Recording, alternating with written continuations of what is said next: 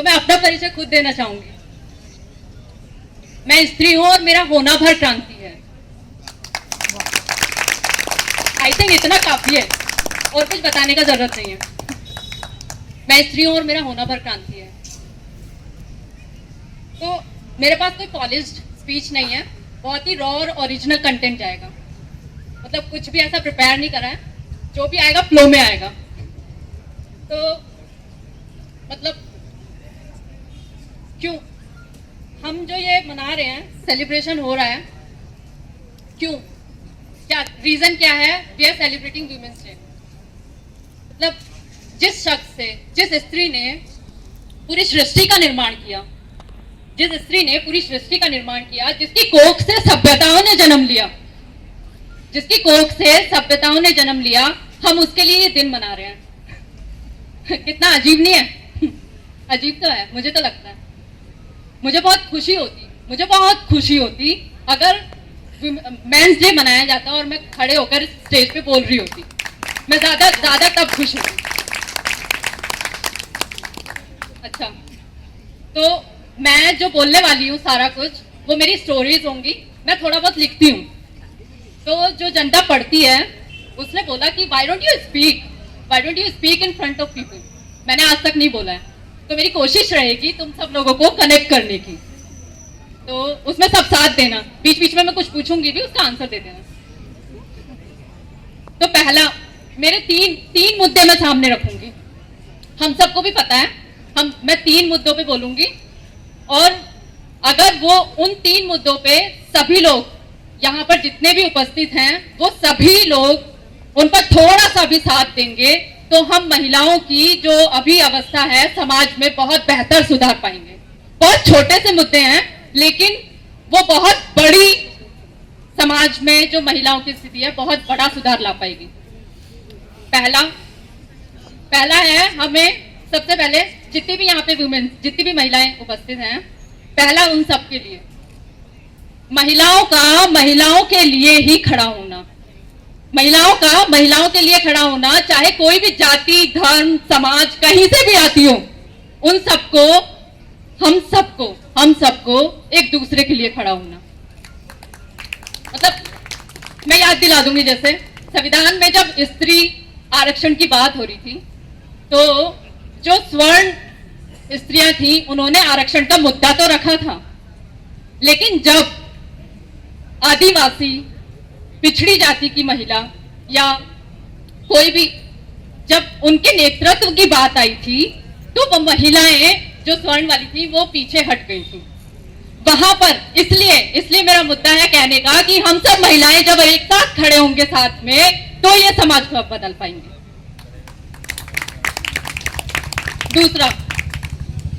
दूसरा जो मैं बोलूंगी वो मेरा अपना पर्सनल, अच्छा मेरे अपनी स्टोरीज चलेंगी बीच में। कितना टाइम है मेरे पास?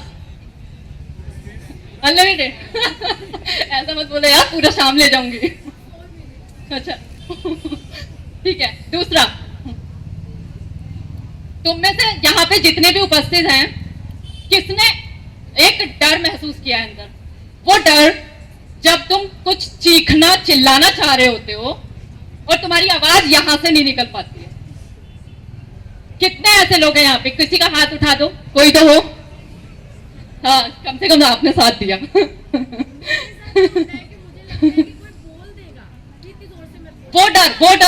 वो डर, मैं खड़ी हुई हूँ, मुझे अपने बचाने के लिए चिल्लाना है, मैं चीखना चाह रही हूँ, लेकिन वो आवाज यहां तक ही रुक गई है।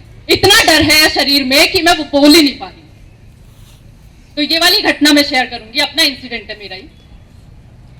जितना मुझे याद है, मैं 8-9 साल की होंगी। तो वो जो 8-9 साल में, अच्छा ये जो यहाँ की जो जनता है, ये ज्यादा कनेक्ट कर पाएगी मेरे से, क्योंकि being a women scientist, I am a scientist. Being a women scientist, मैं जितने भी इंस्टीट्यूट में गई हूँ, वो सारे एलीट मिले हैं। वहां पे जितनी भी जनता बैठी हुई है, साइंटिस्ट जितने भी बैठे हुए हैं, सब एलीट मिले हैं। मैं उनसे कनेक्ट ही नहीं कर पाई जो अपनी बात में बोलना चाहती। तो यहाँ पे जेएनयू की जो जनता है, शायद वो मुझे समझ पाएगी और शायद वो अपने आप को भी उससे कनेक्ट कर पाएगी। तो मैं भी उसी परिवार से, उसी तबके से आती हूँ जहाँ पे बिजली, शौचालय, ये सब नहीं था मेरे बचपन में। अभी तो है। तो हमें फीमेल्स को ना ट्रेंड कर दिया जाता है कि तुम्हें सुबह 4:30 बजे उठ के या 5 बजे उठ के सूरज निकलने से पहले, लाइट होने से पहले तुम्हें चले जाना है और अपना काम करके आ जाना है, जिससे कि कोई देख ना पाए, है ना। अब बच्चों को क्या पता, मैं तो 8 साल की हूँ ना, मैं तो 9 साल की हूँ मुझे क्या पता कि किस टाइम पे जाना है, और मान लो बीच में दोपहर में आ गया तो एक दिन ऐसा ही हुआ, दोपहर में मुझे लग गई, मैं गई, बैठी हुई। अच्छा, ये सिस्टम हमें ये सिखा देता है कि अगर तुम कर रहे हो, कोई पास हो तो खड़े हो जाना है, और जब वो चला जाए तो बैठ जाना है। किश्तों में करना होता है, वो वाला काम भी किश्तों में किया मैंने बचपन में। तो जब मैं बैठी हुई थी वहां, अपना काम कर रही थी जो भी, तो वहां से एक शख्स, एक जनाब पास हुए और वो वहीं रुक गए, पास नहीं हुए। वो उन्होंने मुझे देखा, वहां पे पास में ना कोई भी नहीं था, दूर दूर तक कोई नहीं था। उन्होंने मुझे देखा और वो देखकर वहीं रुक गए। मैं खड़ी हो गई थी। अब वो मुझे थोड़ी देर में इशारा करने लगे। मैं उन इशारों को समझ नहीं पा रही थी कि क्या बोलना चाह रहा है, क्योंकि हमें ना घर में भी वो शिक्षा नहीं दी जाती। हमें घर में ये नहीं बताया जाता कि कोई अगर इंसान तुम्हें किस तरीके से, कैसे तुम्हें बुलाए या कुछ करे तो तुम्हें कैसा रिस्पॉन्स देना है। हमारे समाज में मुझे तो नहीं सिखाया जाता, ना ही घर में, या घर में तुम्हें कैसे रखा जाता है, घर में भी तुम्हारे साथ अन्याय हो सकता है, उसके खिलाफ कैसे बोलना है, वो भी नहीं सिखाया गया। तो वो जनाब, जब उनके इशारों पर मैंने इग्नोर किया, मैं पलट गई, तो वो मेरी तरफ धीरे धीरे बढ़ने लगे। अब तुम यकीन नहीं मानोगे, जितना वो पास आ रहे थे, मैंने आसपास देखा कि शायद कोई दिख जाए, मैं अपने बचाव के लिए चिल्लाऊं और मैं वहां पे बच जाऊं। मेरे अंदर वो एक डर आ गया था। अब वो जो डर है वो मैं समझ नहीं पा रही थी क्यों आ रहा है, भाई मेरी क्या गलती है इसमें। तो वो जो, जब मैं, जितना वो इंसान पास आ रहा था, मेरा डर वो उतना ही ज्यादा बढ़ता जा रहा था। मैं चीखना चाह रही हूँ, चिल्लाना चाह रही हूँ, सामने इधर उधर देख रही हूँ कि कोई तो हो जो मुझे बचा ले आज, पर वो डर जो था, वो मैं चीख जो रही हूँ, वो चीख यहां तक रुक जा रही थी। इस गले के बाहर वो चीख जा ही नहीं पा रही थी। अब समझ ही नहीं आ रहा है भाई, 8-9 साल के बच्चे को क्या समझ में आएगा क्यों आवाज नहीं निकल रही है। रूह तक कांप गई थी, आत्मा तक कांप गई थी, मुझे समझ नहीं आया मैं किस लिए, मेरी जो आवाज है वो मुझ से बाहर नहीं आ रही है। लकीली वहां से कुछ लोग पास हुए, वो वहां उसे देखकर वो चला गया और मैं घर चली गई। लेकिन मेरा घर जाना हुआ हफ्ते भर तक, 1 हफ्ता मुझे ये इंसिडेंट मेरे दिमाग से, मेरी रूह से, मेरी आत्मा से निकल नहीं पाया। मैं बस यही देख रही थी, मैं बस सवाल पूछ रही थी खुद से कि ऐसा क्या था, ऐसा क्या था जो तू वहां पे इतना बुरी तरीके से कांप गई थी, ऐसा क्या था, किसकी ऐसी, मतलब उसके अंदर ऐसी इतनी क्या शक्ति थी जो तुझे मजबूर कर दिया कि हाँ भाई तेरी आवाज ही नहीं निकल पाई। और ये मेरे साथ अकेले के साथ नहीं हुआ होगा, ये बहुत और इतनी महिलाएं हैं, उन सब के साथ, ये जितनी भी उस तबके से आती है, सबके साथ होता आता रहेगा, होता भी है, अभी भी होता है। तो मैंने उसका कॉज रूट, मैंने उसका कारण पता करा कि क्या रीजन था।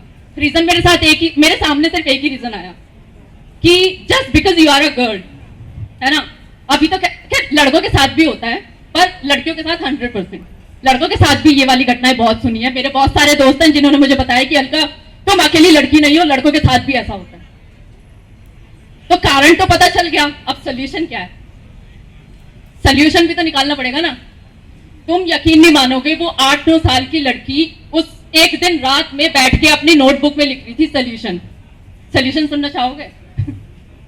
सोल्यूशन में था कि अगर तुम्हें यहां से अगर निकलना है, जो तुमने आज, जो तुमने उस दिन फील किया, उसे अगर बदलना है, और तुम्हारे साथ साथ बहुत सारी जितनी भी औरतें हैं, जितनी भी महिलाएं हैं, उनको ये फील ना हो आगे, तो तुम्हें पढ़ना पड़ेगा, शिक्षित, तुम्हें इतना शिक्षित होना पड़ेगा कि तुम उन सब का भी भविष्य बदल पाओ। वो नोटबुक, मुझे वो लड़की 9 साल वाली आज भी इतनी पसंद है। वो उसमें जैसे सावित्रीबाई फूले, है ना, फातिमा शेख, ये सब तो हमें कॉलेज यूनिवर्सिटीज में आके पता चला यार। हम उस टाइम पे वो 9 साल की लड़की ये सब लिख चुकी थी, संघर्ष करो, पढ़ो, आजाद हो, यहां से निकलो गंदगी से, वरना यहीं पर ही सड़कर मर जाओगी। तो अब सोल्यूशन तो सामने आ गया। अब घर में तुम्हें कहाँ तक पढ़ाने के लिए आजादी मिलेगी? मेरे घर में जनरेशन से जनरेशन कोई कभी स्कूल ही गया ही नहीं, उन्हें पता ही नहीं कि भाई कैसे क्या लड़कियों को आगे कैसे पढ़ाया जाएगा। अच्छा लड़कियों को नहीं, मेरा बड़ा भाई है, उसके लिए सारा प्लान था यहाँ आगे जाके ये करवाना है वो करवाना है, या जितना जितना उनके बस की था वो सब प्लान था। पर मेरा ये था कि हाँ ठीक है 12th पास कर लेगी, उसके बाद स्कूल में प्राइमरी में या जैसे भी बीए कर लेगी, पढ़ना अपना बच्चों को पढ़ा लेगी। तो वहां पे तो जंग थी, जंग ऐसी थी कि बस शुरू हो गई थी। वो मन में ऐसा बिठा लिया था कि मेरे स्कूल में एक गोल्डन बोर्ड हुआ करता है जिसमें बच्चे का नाम और बाप का नाम लिखा जाता है जो कक्षा में फर्स्ट आता है। उस पूरे बोर्ड पे नर्सरी से लेके 10th तक मेरा नाम और पापा का नाम किसी ने तोड़ नहीं पाया। उसके बाद अच्छा, तो यहां से जो दूसरा मुद्दा मैं कह रही थी वो क्या है? दूसरा मुद्दा ये है कि जो शिक्षा मुझे घर पे नहीं मिली, मेरे माँ बाप को मुझे सिखाया जाता था सड़क पर चलो तो नीचे सर झुकाकर चलना, हंसना मत, हंसी तो मतलब जो वाला आजकल का डायलॉग, हंसी तो फंसी सड़क पर चलना है तो नजर झुका के चलना। तो वही हम करते थे। हमें कोई किताबों का वहां पर एक्सपोजर नहीं, कोई रिसोर्सेज नहीं, तो हम कहाँ से सीखेंगे? जो हमारे आसपास का जो एनवायरनमेंट है वहीं से सीखेंगे। हम वही इनबिल्ट करते जा रहे थे। लेकिन एक चीज जो हमेशा से होती आई है, जब जुल्म हुआ है, जब जहां पे भी अन्याय हुआ है किसी भी लड़की के साथ, तब वहां पे सावित्री बाई हो या लक्ष्मी बाई हो या फिर ताराबाई हो या रमाबाई हो, ऐसी वीरांगनाओं ने जन्म लिया है और लेती भी रहेंगी। तो यहाँ पर छोटा सा जो मुद्दा है वो ये है, थोड़ा सा छोटी सी बराबरी का। मुझे नहीं चाहिए बहुत ज्यादा बड़ा कुछ नहीं चाहिए, बस छोटी सी बराबरी चाहिए कि जब मैं स्कूल जाती थी तो मैं अपना खाना झाड़ू पोछा सब कुछ करने के बाद खाना बना रही होती थी, तो मेरे भाई अगर मेरे पास आके वो लंच बॉक्स पैक करके हम दोनों अगर साथ स्कूल जाते तो मुझे बहुत ज्यादा उस टाइम पर तो नहीं पता था, लेकिन हाँ इस छोटी सी बराबरी के हिस्से से बहुत इतना थोड़ा सा तो महसूस हो जाता कि हाँ भाई तुम्हारा घर में थोड़ा सा बराबरी का हिस्सा है। तो ये यहाँ पे जितने भी उपस्थित गण जितने भी हैं, कम से कम हम अपने घर में पड़ोसियों के घर में उन सब को कम से कम ये तो थोड़ा सा कर पाएंगे ना कि तुम्हारी जो बहन है, मान लो घर में गेस्ट आ गए तो फट से तुम्हारी बहन ही क्यों उठे, तुम भी उठ जाओ यार, ग्लास में पानी ला के तुम भी दे दो। तो ये छोटे मोटे से जो चीजें हैं, बस मुझे वो चाहिए पहले। उसके बाद मैं बड़ी डिमांड करूंगी। जैसा मैम ने बोला प्रॉपर्टी में भी हमारा हिस्सा होना चाहिए, प्रॉपर्टी में भी होना चाहिए, है ना लेकिन प्रॉपर्टी में हिस्सा मतलब बचपन से जो हमें जैसा सिखाया जा रहा है, पढ़ाया जा रहा है, कम से कम पहले छोटी छोटी बराबरी में छोटे हिस्से में तो हमारा हिस्सा दो तो यहाँ पे ये दूसरा मुद्दा मुझे लगता है कि सब ये आप लोग इसको थोड़ा सा तो अमल कर पाएंगे, मतलब जिससे कि थोड़ी सी सहायता हो जाए, थोड़ा सा समाज को महिलाओं के लिए बेहतर बनाने में थोड़ी सी सहायता होगी अगर ये सब थोड़ा सा कर पाएंगे। पुरुष इस चीज को बहुत बेहतर समझ सकते हैं, मतलब वो उनकी भी बहनें हैं, माएँ हैं, जैसा भी है वो उसको थोड़ा सा अमल करें। तीसरा, अच्छा बीच में एक कविता कर देती हूँ, बहुत ना लेक्चर हो रहा है तो कविता ऐसे है, वो कहती है उसके अंदर बहुत सारी औरतें हैं, वो कहती है उसके अंदर बहुत सारी औरतें हैं जो दिन रात उससे तरह तरह की बातें करती हैं। वो कहती है उसके अंदर बहुत सारी औरतें हैं जो दिन रात उससे तरह तरह की बातें करती हैं, उसके साथ हंसती हैं, उसके साथ रोती हैं, उसके साथ हंसती हैं, उसके साथ रोती हैं, उसके साथ सपने देखती हैं। वो जानती है उसने कभी हार नहीं मानी है, वो जानती है उसने कभी हार नहीं मानी है। ये यहाँ पर जितनी भी उपस्थित महिलाएं हैं उन सबके लिए, वो जानती है उसने कभी हार नहीं मानी है, क्योंकि जिस दिन वो हार गई उसके अंदर की वो सारी औरतें मर जाएंगी और वो कभी किसी को प्यार नहीं कर पाएगी।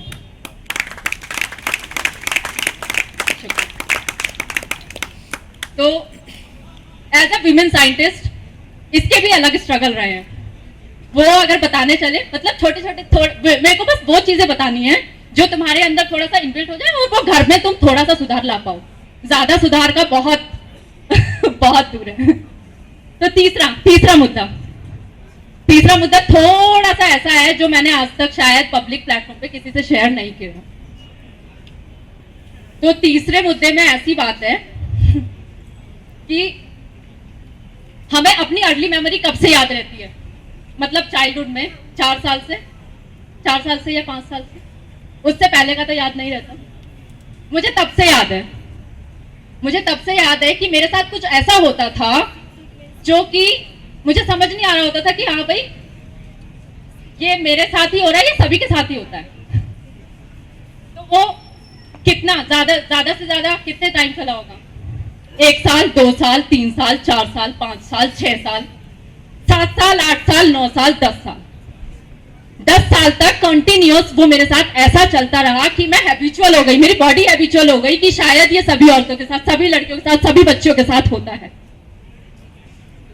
तो जब प्यूबर्टी आती है तो हम थोड़ा, मतलब हमारी जो बॉडी है वो रिपेल करना शुरू कर देती है कि हाँ जल्दी से वो किसी भी दूसरी बॉडी का टच एक्सेप्ट नहीं करती, बहुत आसानी से नहीं। तो अब वहां पर मुझे वहां पे भी समझ नहीं आया कि ये ऐसा हो क्या रहा है जो कि तू इतना अपनी बॉडी से ही नफरत करना शुरू हो गई है, इम्प्योर बॉडी को इम्प्योर बोलना शुरू हो गई है, अपनी ही बॉडी को। तो 11th क्लास में ऐसे ही कुछ ये सब चीजों का ब्रेन स्ट्रोक होता है और मैं हॉस्पिटलाइज्ड हो जाती हूँ। वो जो जितना भी सालों भर का जितना भी एक्यूमुलेशन हुआ वो सब होने के बाद, मतलब मुझे कुछ समझ नहीं आ रहा होता है कि हाँ ऐसा हुआ क्या। तो ब्रेन स्ट्रोक होने के बाद मैं हॉस्पिटलाइज्ड हो जाती हूँ और वहां पे मुझे पता नहीं है 1-2 महीना क्या होता है, मेरा मेमोरी लॉस्ट हो जाता है। अब जो स्ट्रगल आएगा वो ये है कि तुम्हें वापस आके पढ़ाई पे कैसे जाओगे। तो मैं जब वापस आई, यूपी बोर्ड में 11th 12th का एक साथ आता है, 12th में जो बोर्ड होता है उसका 11th का भी आता है। तो 11th तो मेरा चला गया, फर्स्ट सेमेस्टर तो ऐसे ही चला गया था। तो अब वहां पे मेरे घर वालों ने बोला कि इसका जो ये स्थिति हुई थी वो ज्यादा पढ़ाई करने की वजह से हो गई, दिन रात, क्योंकि मेरे पास और कुछ करने को था नहीं, स्कूल जाना, घर का काम करना, रात में बैठ के पढ़ना, और डर की वजह से मेरी स्लीप साइकिल ऐसी हो गई थी कि भाई किसी भी मोमेंट पे, किसी भी टाइम पे वो शख्स आ सकता है, तुम्हें अपने आप को जगा के रखना। तो वो पूरी रात मेरा जगा ही होता था। अब घर वालों ने बोला कि ये पूरी रात पढ़ती है इसलिए इसकी पढ़ाई बंद करा दो, तो ये थोड़ा सा ट्रैक पे अपने आप आ जाएगी। किसी को पता ही नहीं भाई हुआ क्या है, ना ही किसी से शेयर भी किया। हम लोगों को इतनी आजादी भी नहीं दी जाती कि हम अपने माँ बाप या अपने भाई बहन या किसी से भी इतना ओपन अप हो पाए कि ये सब चीजें जो हमारे साथ अन्याय हो रहा है उसको बोल भी पाए। इतनी आजादी, इतना कुछ नहीं सिखाया जाता। तो 11th, अब यहाँ पे जब जंग हुई तो मेरे को स्कूल से रोक दिया गया। अब स्कूल से रोक दिया गया तो ये तो सहन नहीं होगा, क्योंकि नोट में लिखा हुआ है कि तुम अगर पढ़ोगी नहीं तो बदलोगी, समाज को कैसे बदलोगी। तो वहां पे जंग की वजह से मैंने स्ट्राइक रख दी।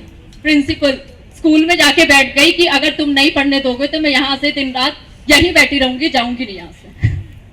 घर वालों ने प्रिंसिपल को बोला कि भाई इसको बोलो तुम्हारे घर वाले मना कर रहे हैं, क्यों पढ़ने आ रही है, क्यों अपना टाइम वेस्ट करिए यहाँ आके बैठ के, घर का चोका चूका करे, कुछ तो करे।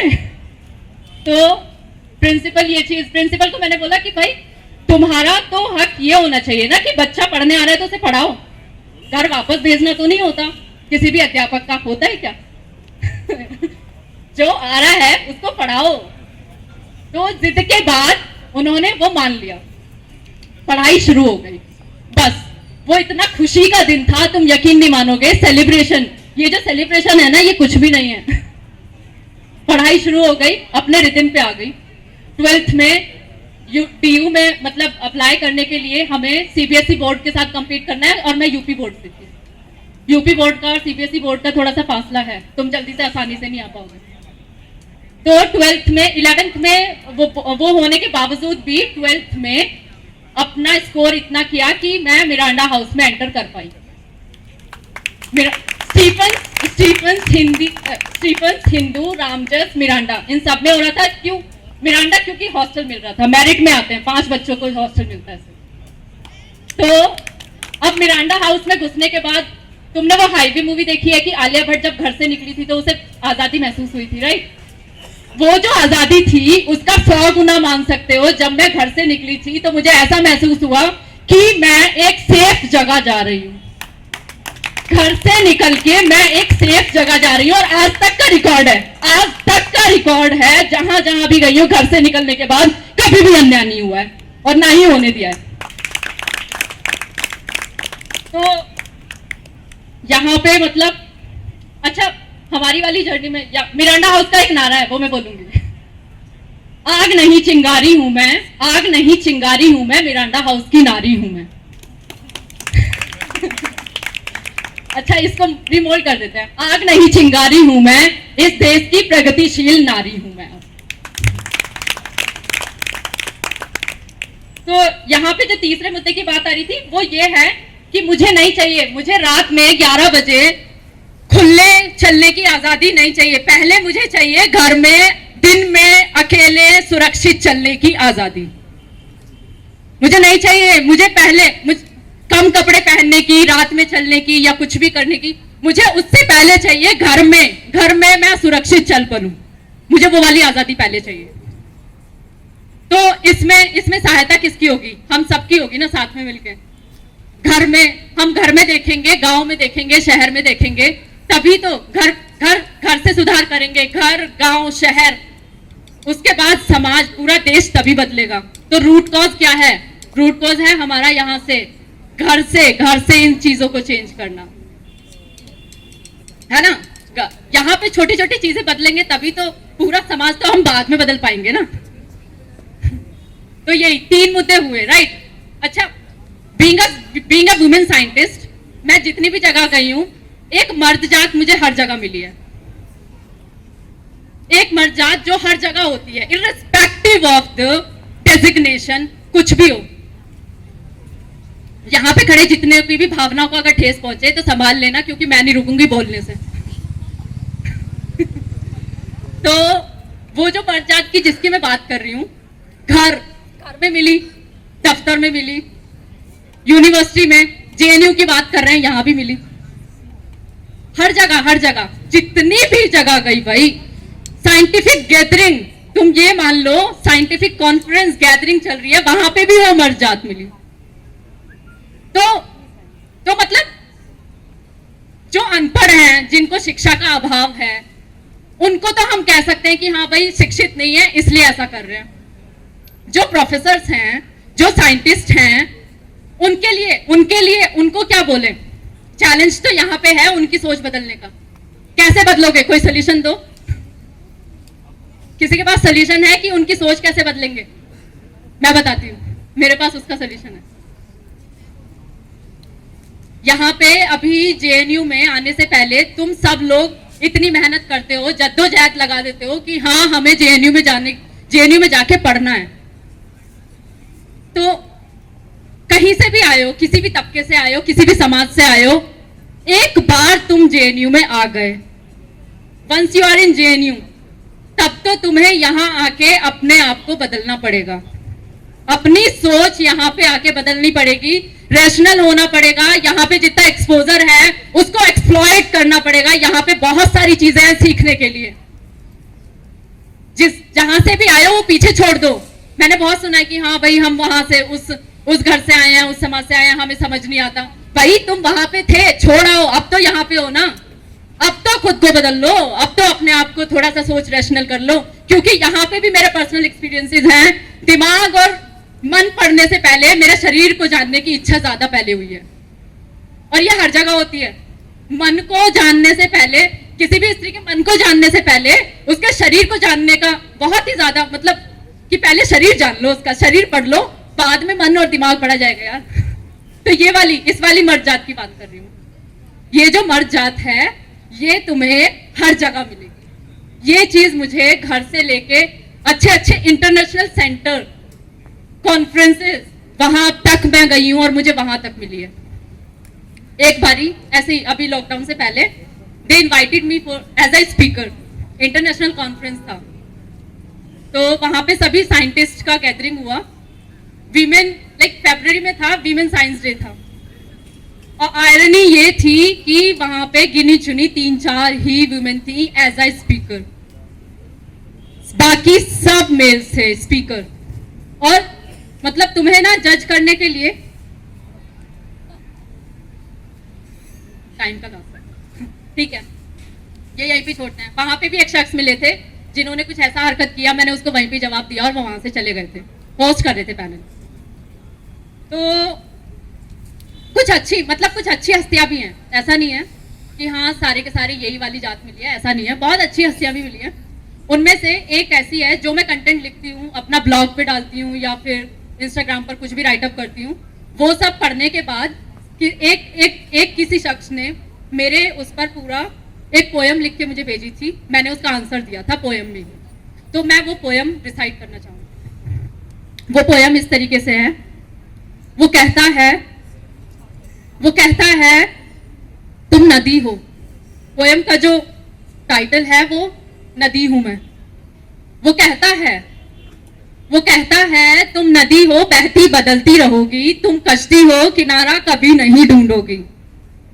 वो कहता है तुम नदी हो बहती बदलती रहोगी, तुम कश्ती हो किनारा कभी नहीं ढूंढोगी।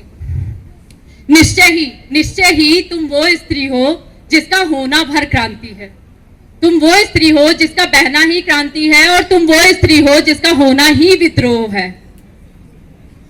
या तो वो समुद्र है या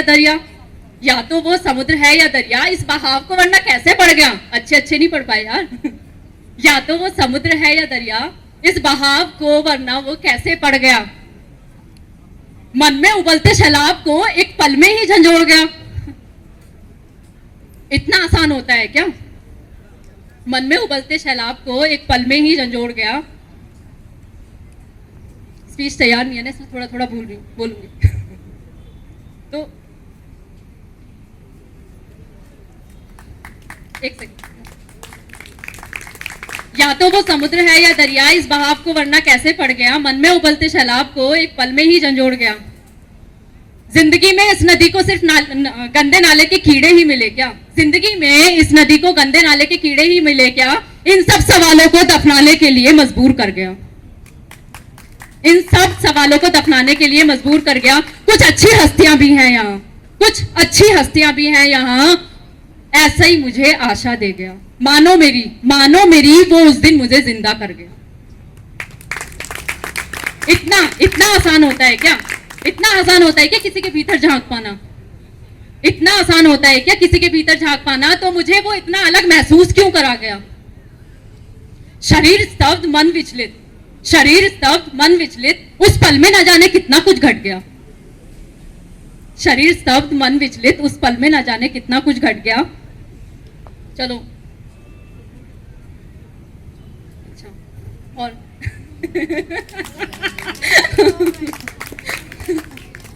हाँ, शरीर स्तब्ध और मन विचलित, उस पल में न जाने कितना कुछ घट गया। अच्छा, कितना सुकून है अब, कितना सुकून है उन सब से आजाद होने में, कितना सुकून है अब उन सबको अपना ना होने देने में, कितना सुकून है खुद को खोल देने में, कितना सुकून है खुद से ही आजाद होने में। क्या अलग है आज मेरे बहने में? कोई बताएगा क्या अलग है आज मेरे बहने में? मैं बताती हूँ, ये वो एहसास है जो होता है शायद मरकर फिर से जिंदा होने में। अच्छा ठीक है, बस एक लास्ट पोएम जाती हूँ करती हूँ। वो कहेंगे कम बोलो कम खाओ कम हंसो कम खिलखिलाओ कम सजो। वो कहेंगे कम बोलो कम खाओ कम हंसो कम खिलखिलाओ, कम बनाओ दोस्त कम करो सपने। वो कहेंगे कम बोलो कम खाओ कम सजो कम खिलखिलाओ, कम घूमो कम करो सपने, कम बनाओ दोस्त। मेरी बहन तुम कम सुनना, मेरी बहन तुम कम सुनना और निरंतर आगे बढ़ते रहना। शुक्रिया।